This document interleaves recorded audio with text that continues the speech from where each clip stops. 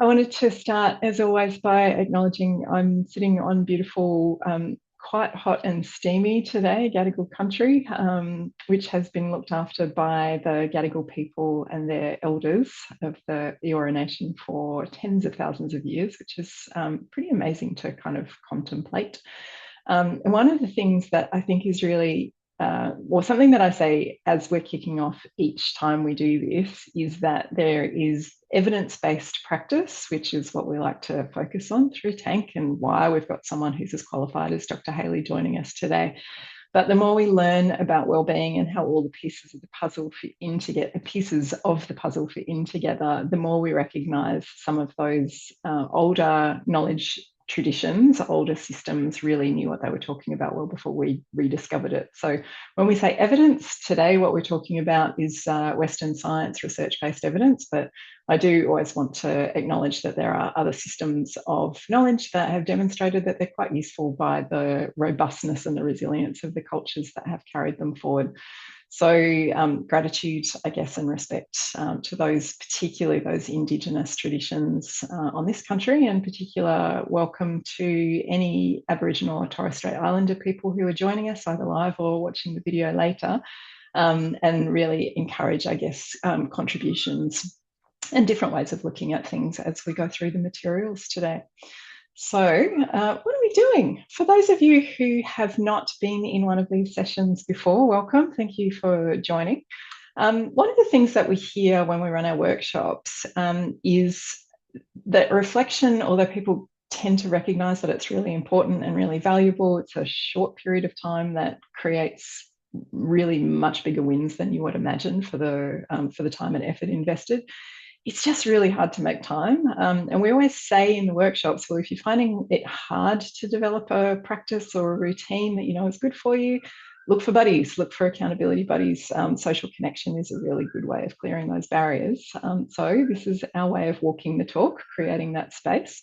It's a really simple plan. We're going to chat with an expert today. That's Dr. Hayley, and then we'll make sense of it all in the final kind of 15 minutes or so of the session.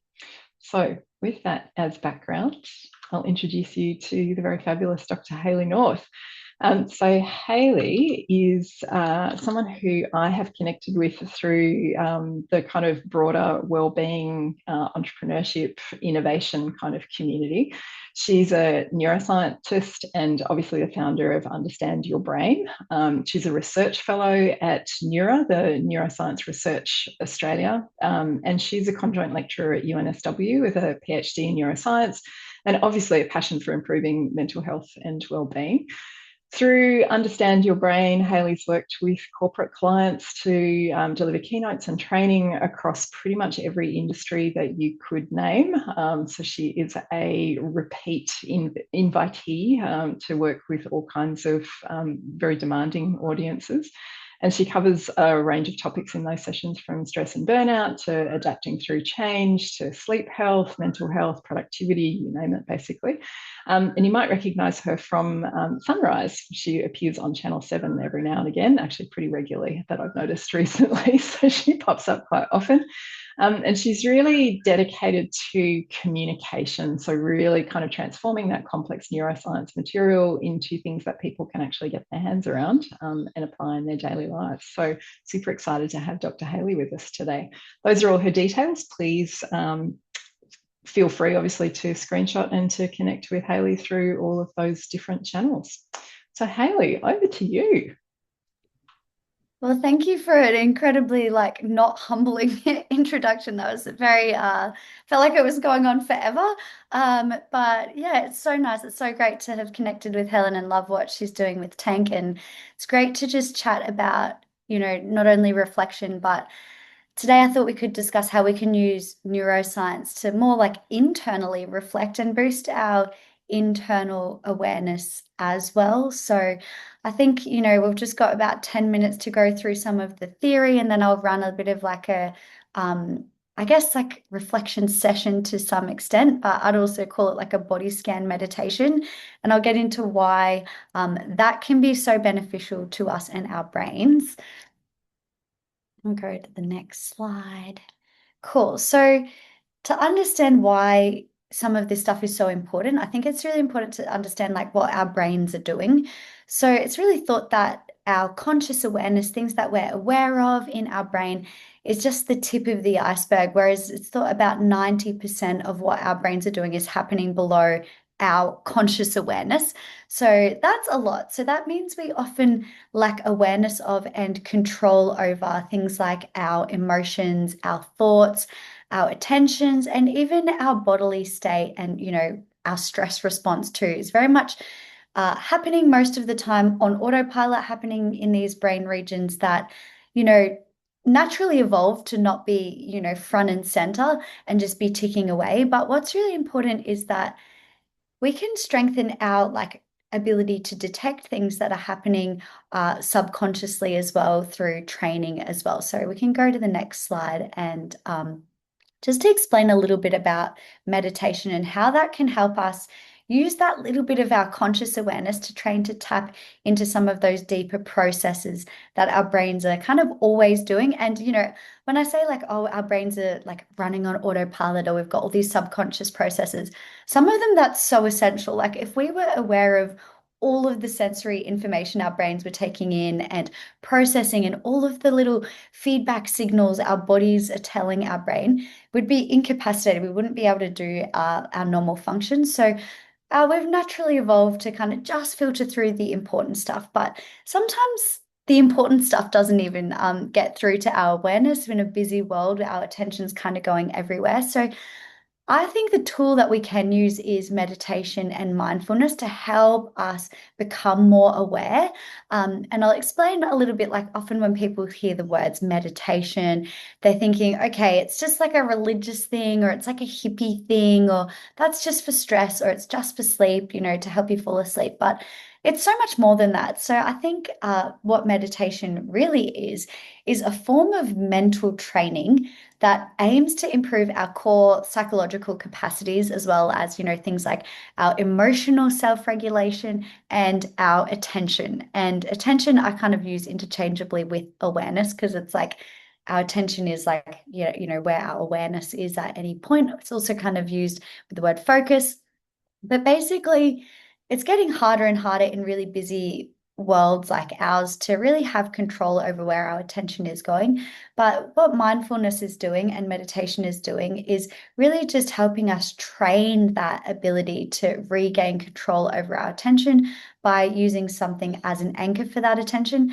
And the more you do something in your brain, the easier it gets. So the more you're bringing your attention back to, say, your breath or your body, the more control you're going to have over your attention, even in other aspects of your life as well, whether that's, looking inwards to, monitor your energy levels, or even, at work at your desk where you really need to get a big job done, but you keep getting distracted and, you feel like you're out of control.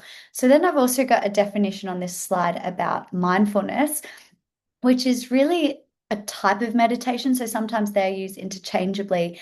So mindfulness is really this non-judgmental attention to present moment experiences.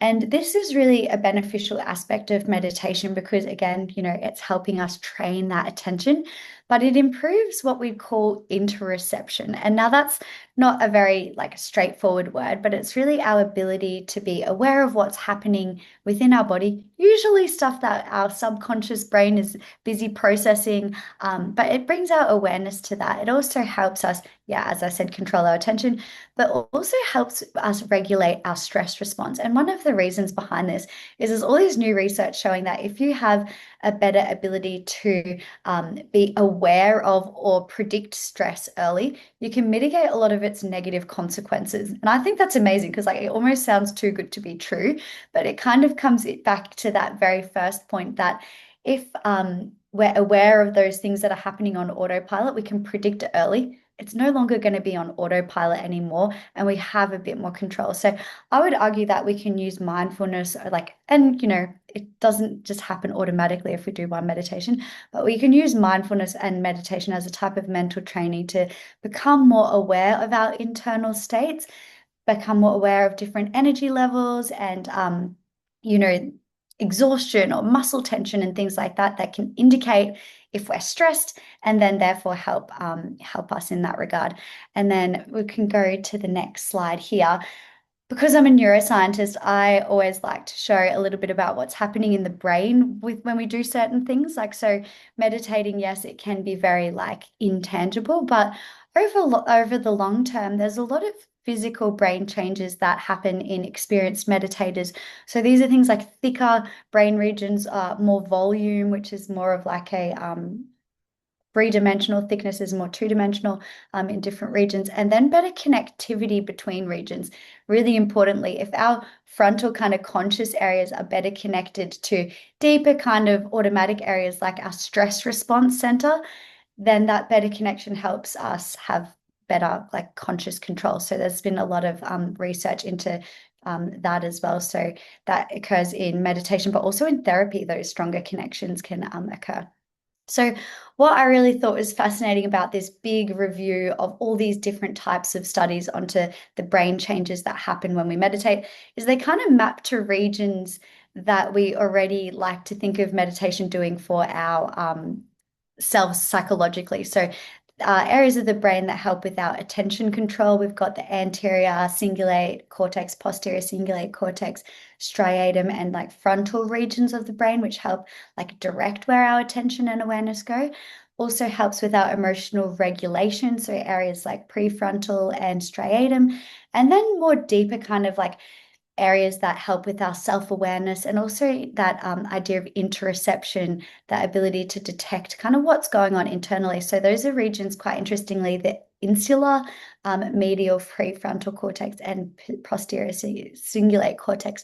So you don't really need to know the names of all the regions, just if you're a nerd like me, you might like to, but the key takeaway is they map to all of those kind of areas that we already know from like all the psychological studies that can improve based on having a good practice of meditation. So there's also another study that can help with, so we can go to the next slide as well, that help us understand what's happening as we meditate. So those are kind of changes that happen like after a long time of meditating. These are more functional brain studies where they'll have someone in a scanner and track like what kind of brain activity is happening when they're meditating. And they compared like new meditators who had just started to like after 8 weeks of meditating. And there were some really amazing changes. So I think this is super motivating for anyone who's just starting out this practice, is that over time it takes a lot less effort and neural activity to meditate. So in the beginning, like all these brain regions are lighting up. It's really hard to get that attention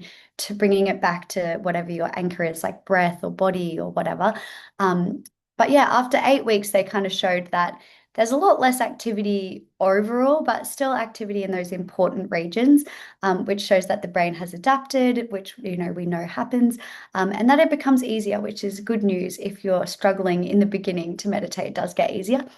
And they also showed that those beginners, after even 8 weeks, had improved ability to regulate that stress center, the amygdala, which I think is why we're kind of here and, talking with Helen as well about, ending burnout and all of that, because a lot of that's driven by our, stress and fear response center, the amygdala. And if we're able to better regulate that and have more awareness around what's happening in our bodies, then, I think we're going to benefit in so many ways.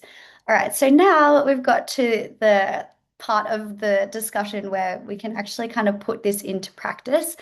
And I thought, because we're gauging our energy, so we can go to the next slide, and it's all about how we can do a body scan meditation. So basically, if you practice this type of meditation a lot, you're going to be a lot better at those interoceptive skills. So just being better able to know what's happening in your body as it's happening, and checking on your energy levels, but also detecting stress early. Because remember, I said that, if you detect and predict it early, then, you're regaining control over it, and you can mitigate a lot of the negative consequences. So I think this is a nice way to kind of end the week. If you want to do this body scan meditation with me, I think the fun part of this, it's only going to take a couple of minutes, but now that you know how to do it, you can just do this, before bed or in the morning or in the middle of the day. Even at your desk, you can do the body scan meditation, because you just have to sit there. So if you want to just close down your eyes, just get comfortable, but still have a posture of generally being alert, which helps you, not feel too relaxed, but a little relaxed. So, nice posture, feet grounded. We're just going to do a body scan, starting with our toes and going all the way up to our faces. So starting just to bring your awareness to any sensations that you can currently feel in your toes.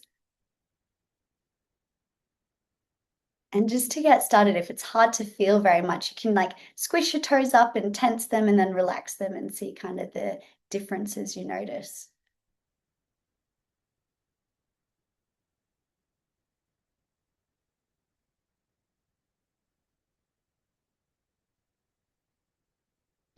Now I'll just get you to move that awareness up to any sensations you can feel in your ankles and your lower legs, like your calves.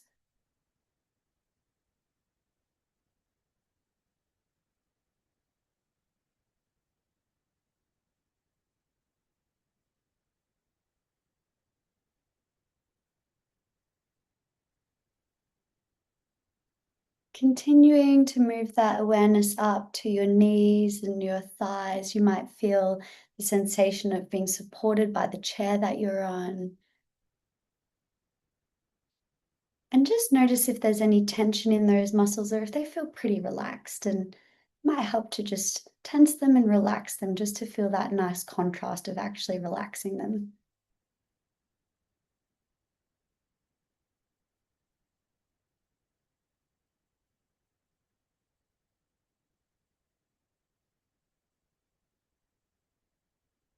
So moving your awareness up to your torso, if you can feel anything in your tummy, that kind of area.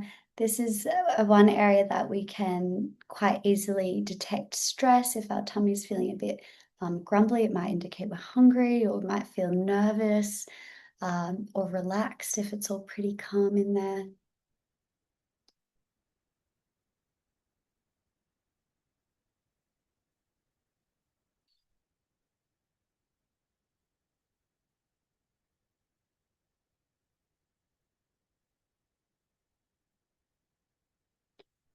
Okay, now just move your awareness up towards your chest. You might notice if your chest feels tight or it feels quite free with your breathing.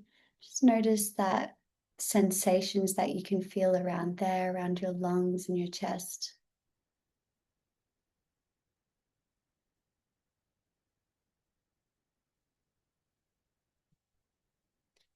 You might even notice the pace of your breathing, if it's short and sharp or if it's quite slow and relaxed. Those can be good indicators of whether we're feeling a bit agitated and stressed or quite relaxed if you pay attention to your breath.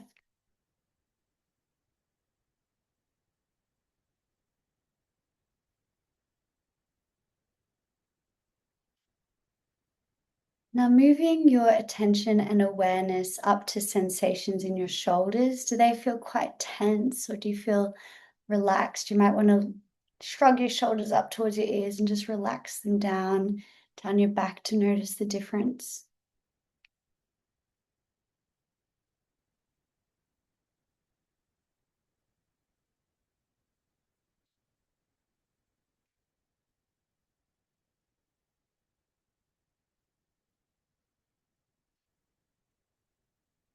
Moving that attention up towards your neck, do you feel any sensations in your neck?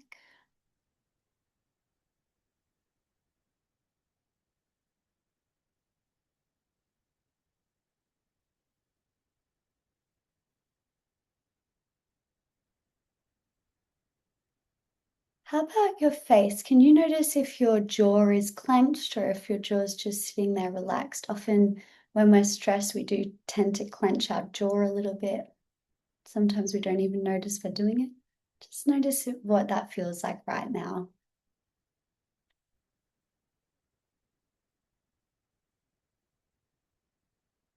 How about your eyebrows? Do you feel relaxed between your eyebrows or like you maybe have been frowning?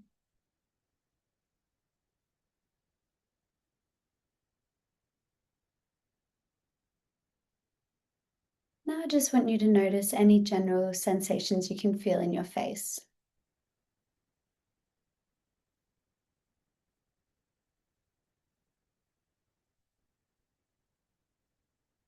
And now your eyelids, how do they feel? Relaxed, shut, or kind of squeezed together?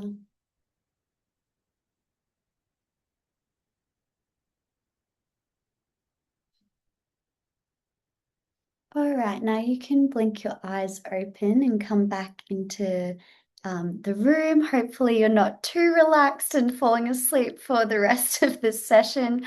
But that's a really, really good tool that you can, now have in your tool belt to not only ground yourself in, if you notice your mind is quite anxious and helps bring you into your body, but just noticing those little signs of stress that you may not have realized throughout the day as well, just to keep your awareness in that like introspective state as well. So I think that can hopefully help you to become a little more aware of where you're holding stress and some early warning signs. And then also can help as a relaxation, especially, how I was saying like to tense and then relax. That can be like progressive muscle relaxation can be a really good tool in times where you are feeling quite stressed. So I hope that was all helpful to have a bit of the theory, a bit of the nerdy neuroscience, and then the practical application. And I think we've got some time for questions. That was awesome, Hayley. Thank you very much. No There worries. You're is, sounding relaxed already, yeah, Helen. exactly. So nice. And it's such a good reminder of how little time it actually takes to make a really big difference in the course of the day. So thank you. Mm, Great reminder. I'm yeah. going to move to again all of your contact details while we do Q&A, just so people have got the opportunity again to reach out if they've joined late. I think a couple of people have joined late, or if you didn't get all the details last time. I'm just going to open it up to Q&A. We're a small enough group that you should feel free just to jump off mute and ask your question, or throw it into chat if you're feeling shy or audio is not working for you terribly well today. We are open to all channels. I've got a question, Hayley. Sure. Yeah. Um, so it has to do with rest. It has to do with um, I feel like so speaking for myself, it's not always. I feel like I know I need to rest, and then I have absolutely no idea if I'm actually resting or not when I'm trying to rest. I will reach for things that I think I should be doing in order to rest. But quite often I don't necessarily feel a whole lot more rested after I've done those things. So just on the general topic of how does one rest, Hayley? Yeah, I think that's such an interesting topic. I think it's so different for every individual. So I think what you've been doing is fantastic, just kind of experimenting with you. And I think like, even doing one of these little reflective exercises after you've done something and like just checking in like, do I feel more relaxed? Do I feel more rested? Because some people like who are quite social, like maybe going and chatting with a friend is quite restful. For introverts, that's like, exhausting. So, it's so, so different for individuals. I would probably say that to properly rest, we need to be in what we'd call like a parasympathetic nervous system state. So, usually our body's either in like the stress state, fight or flight, we call it the sympathetic nervous system, or it's in the rest and digest parasympathetic nervous system state. So, um, if we're just trying to do activities while we're still in that stress state and just like forcing it, like if we're in the middle of something really stressful and then we just say, okay, I'm going to do this, like maybe it hasn't been as restful because you haven't given it the time to switch over and unwind into that like parasympathetic nervous system state. So that could be an explanation as to why, like, even though you're doing the thing, it might not be for long enough that you've switched kind of states, or maybe the stressor is so profound that it takes a while to kind of switch into the other states. So I think that's yeah, an indicator there. And I guess one thing that I would say if you're wondering like, oh, I don't know if I am switching out of the stress state or not, usually a good indicator is if you are able to fall asleep at night. That's a good indication that you have switched into the like rest and digest state. But otherwise, if you're noticing like you're staying up later and later, you're probably still in the stress state when you need to kind of take the time and, do a lot of different activities that help you unwind and get into that rest state. I hope that answers your question, but it's so personal. But and I think exactly what you're doing, just keep trying and reflecting on what works for you is a good way to do it. Thank you. No worries. Really Daisy? nice illustration of things that, that ability to tune in is actually really, it's what's going to help in the long run. Yeah, just great to go through that exercise. Thank you, Hayley. So I attended a conference years ago and one of the presenters had a science background. So I just thought I'd ask yourself as a neuroscientist around the evidence behind switching to that parasympathetic state, because what we were told was that it's a case of breathing slowly, getting to that relaxed state. And I know that your heart rate can decrease when you take that initiative to choose to breathe more slowly. Is that a technique we can use then to switch between, in general terms, from sympathetic to parasympathetic? Yeah, definitely. Like, I definitely agree with that. And when I first heard it, I was like, oh, just breathe. How is that going to work? Like, I was skeptical. Yeah. But then I did look into like how, and it made a bit more sense to me. So basically, like the body's always trying to reach what we call homeostasis, which is like, you're back to baseline levels. So basically, like there's kind of receptors in our brainstem that are constantly looking at levels of things in our blood. So like oxygen, carbon dioxide. It's also like registering how much pressure is put on our heart, like with our breath. So those things that we're doing, like with, I would say longer exhales than inhales in particular, they're changing those things like oxygen, carbon dioxide levels. And because if you're exhaling for longer, you actually have a bit more pressure on your heart, because it's kind of in there behind your lungs. Not in a bad way, it's just kind of like physical. And then your brainstem will register that and want to like balance it out by switching into the parasympathetic state just to help like regulate kind of those levels again. So that's one of the reasons that it actually can help. So I don't know if you've tried it, but like even if I do it, like I do usually like 4 counts of breathing in and then breathing out for like 8 counts, which is almost double. And then even after a little while, like you can feel your fingers a bit tingly. So, like, yeah, there's definitely changes in oxygen levels and things like that. And then it's probably indicating that like could be working as well. Yeah, so I think it can be pretty powerful. But I was skeptical to begin with too. Thanks for clarifying. And I was also told this is through yoga, but around, the exhale being longer than the inhale. So it's nice to hear a bit of the science behind why that works. But I was also told around holding your breath, so not to hold it, but between the inhale and the exhale. And I do find that is very relaxing as well. Do you know much about the science around that? And if that is something that's worth Yeah. taking on? I do yoga as well, and I'm not sure why the hold works. Like I don't know. I don't think it's harming. So I think if like you're noticing that it's fine, then it's good as long as you're not like passing out or Yeah. anything. But yeah, and I think it also helps us be a bit more mindful too, to like hold, because it's kind of automatic to just breathe in and out.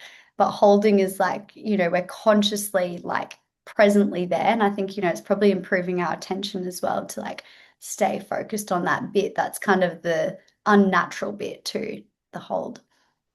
Yeah. I don't know. That's just my guess. Makes sense. Thank you so much. No worries. Thanks for coming along. Awesome.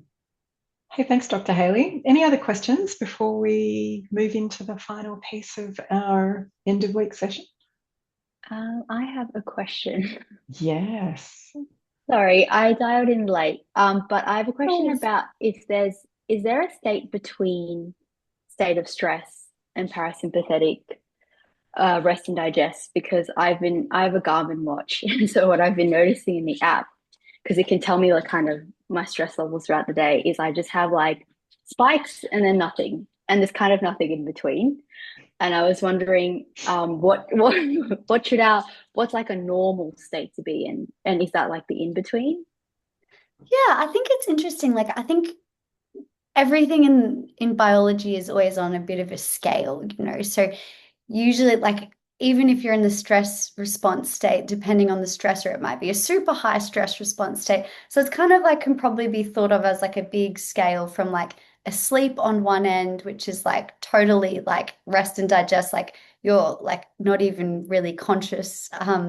So that's like one end of the scale, and then super most stressful thing that's ever happened is on the other end of the scale. And then yeah, throughout the day, like usually like you'd be governed by one general side or the other at different points. So, you know, a little bit in the stress like arousal state, even if it's like excited, you probably have a little bit more like towards the sympathetic state, or if you're pretty relaxed, like calm, like it could be somewhere in the middle. But I don't know how accurate, you know, the Garmin is at tracking that. Like it's not looking at cortisol and all of that. It's probably looking at heart rate and things, which, you know, might fluctuate more like this or that. But, you know, there's probably a lot of other things going on. So I probably wouldn't be too concerned if you feel okay. Yeah, I'm not sure how accurate it is either, because I'm pretty sure it is just heart rate. Yeah. But yeah, it made me curious about it. Yeah, but yeah, I think it's just a big scale, and yeah, kind of one dominates over the other usually at some point. Thank you. No worries. That's a good question. Making me think. Super cool. Yes, we're putting you through your paces, Dr. Hayley. Good, good. All right. Well, we will move on to the reflection piece at the end of our session. So we'll try and close out by 1:15 and let you all get on with your Friday night and your weekend. For those of you who joined week one, or who the workshop in week one, or who've been to the subsequent sessions end of the previous weeks, we've been just using this template to guide a bit of reflection on where we've spent time during the week. So week one was about stress. So we were talking about good stress, bad stress. And this is very much that sympathetic state that Hayley was just talking about. Last week, we talked about recovery, specifically connection, social connection as a part of recovery, which is very much the parasympathetic state Hayley was just talking about. This week, the piece of the puzzle we're focused on is that the 4 triangles, the diamond in the middle, which is exactly those signposts as to where you've spent that time. So I'm going to put some thinking music on. By all means, obviously travel around the canvas as much as you want to. That's useful for you, or just use your journals. You obviously don't need to use this template if it's something that you'd rather focus on something specific from what's happened during your week. But the prompt this week is just to think about where have you spent most time on those 2 dimensions, the really activated, the sympathetic state, that kind of vertical dimension, versus the lower, calmer, more parasympathetic state. Have you felt good, excited, calm? Have you felt less good, anxious, drained, perhaps? Think about some words, think about some sensations, think about emojis if you'd like to. Just spend a little bit of your Friday afternoon just thinking about where you spent that time, and extend the skills maybe that Hayley's just been sharing with the exercise just now. So I'll give you 5 minutes and we'll come back and share.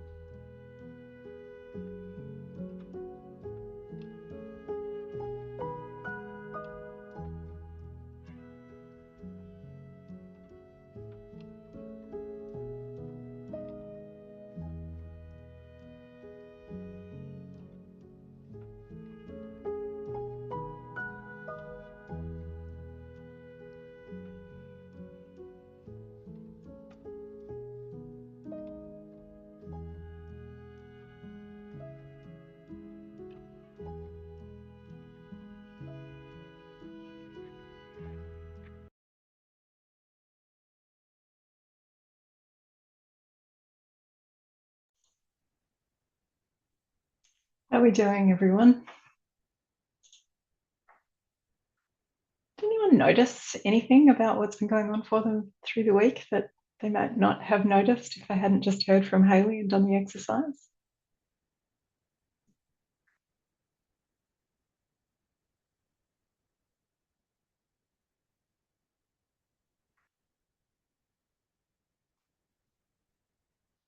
I'm happy to share a little thing that I just noticed for myself, which is really around, it's partly about sensations and partly about what I notice goes with them in terms of the kind of self-talk and where my attention is. And it's kind of, I think it can be self-reinforcing. I had an interesting exchange, as you do on social media sometimes.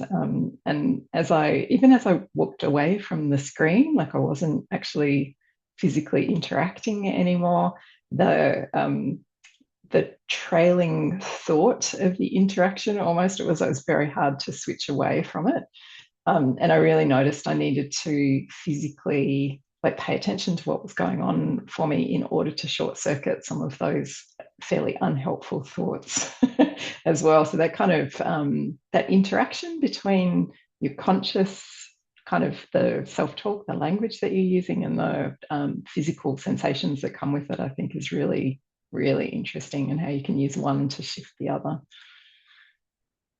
Did anybody else have anything they noticed?